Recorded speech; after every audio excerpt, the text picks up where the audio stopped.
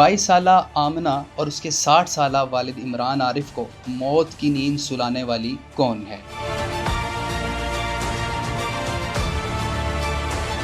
نتاشا دانش اگر دماغی مریضہ ہے تو اسے برطانیہ میں کیسے ڈرائیونگ لائسنس ملا؟ کیا نتاشا دانش کو سزا ملے گی یا ایک مرتبہ پھر با اثر لوگ قانون کو بے اثر کر دیں گے؟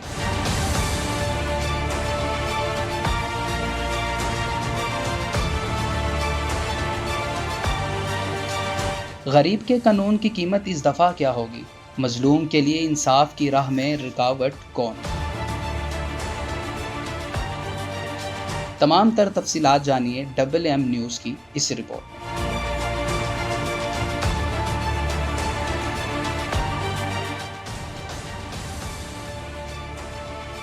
حضرت علی رضی اللہ تعالیٰ عنہ سے قول منسوب کیا جاتا ہے کہ ظلم کی حکومت تو قائم رہ سکتی ہے لیکن ناانصافی کی نہیں۔ یہ ایک آفاقی حقیقت ہے لیکن اس ملک میں بات فریب دکھائی دیتی ہے۔ کراچی کے علاقے کارساز میں پیش آنے والا یہ اندھونات حادثہ اس ضمن میں ایک اضافہ ہے۔ یہ علاقہ جانا جاتا ہے دہشت گردی کے ایک بھیانک واقعے کے سبب کہ جس میں سینکڑوں لوگ مارے گئے تھے، لیکن اس دفعہ 2 بے گناہ لوگوں کا نقصان ہوا۔ یہ دونوں دہشت گردی کی نہیں بلکہ دولت گردی کا نشانہ بنے ہیں۔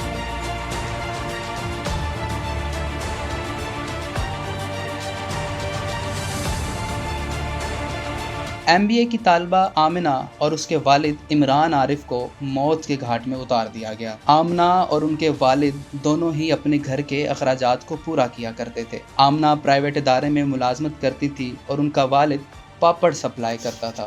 اس کے پاس ایک سائیکل تھی اور وہ اسی سائیکل پر اپنے پاپڑ سپلائی کرتا تھا۔ اس کی بیٹی پڑھ رہی تھی اور کام بھی کر رہی تھی۔ چھوٹا سا گھر تھا، 3 بچے، ایک بیٹی شادی شدہ اور ایک بیٹی آمنہ جو موت کے گھاٹ اتر چکی ہے اور ایک ان کا چھوٹا بیٹا۔ پنجابی میں ایک کہاوت ہے کہ پاپڑ بیلنے پڑتے ہیں۔ عمران عارف نے بہت سے پاپڑ بیچے اور اپنی فیملی کا سہارا بنے۔ اہل محلہ کا کہنا ہے کہ انتہائی شریف النفس انسان تھے، لیکن اس کا ایک نقصان یہ تھا کہ وہ غریب تھا، اور غریب بھی پاکستان کا تھا۔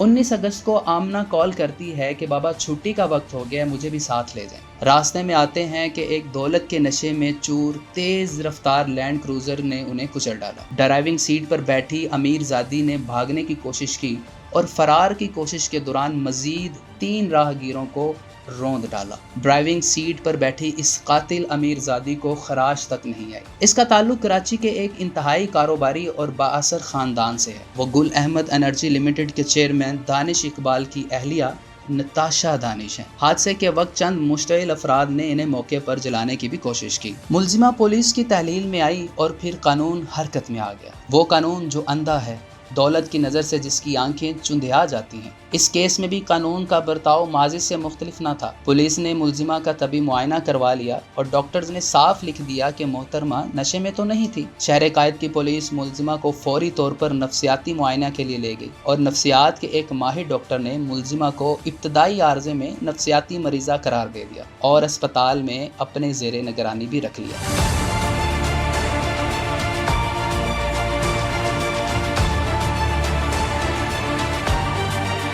عدالت میں کارروائی شروع ہوتی ہے لیکن ملزمہ کی عدم موجودگی میں، اور یہ کہا جاتا ہے کہ ملزمہ ابھی اس حالت میں نہیں کہ اسے عدالت میں پیش کیا جائے۔ ملزمہ کے وکیل نے بتایا کہ ان کے کلائنٹ نتاشا اقبال پچھلے 5 سال سے نفسیاتی عارضے میں مبتلا ہے، اور کہا کہ ایسے عارضے والے لوگ اپنے ساتھ پیش آنے والے واقعات اکثر بھول جاتے ہیں۔ جب عدالت نے ڈرائیونگ لائسنس کا پوچھا تو پولیس نے بتایا کہ ملزمہ کے پاس برطانیہ کا لائسنس ہے۔ جی ہاں، وہی برطانیہ جس نے ہم پر 1 صدی تک حکومت کی تھی۔ لیکن سوال یہ اٹھتا ہے کہ یہ نفسیاتی مریضہ برطانیہ کا ڈرائیونگ لائسنس لینے میں کیسے کامیاب ہوگی؟ اور میں یہ بھی چاہوں گا کہ عدالت یہ بھی دیکھے کہ وہ لائسنس ٹو ڈرائیو ہے یا پھر لائسنس ٹو کل۔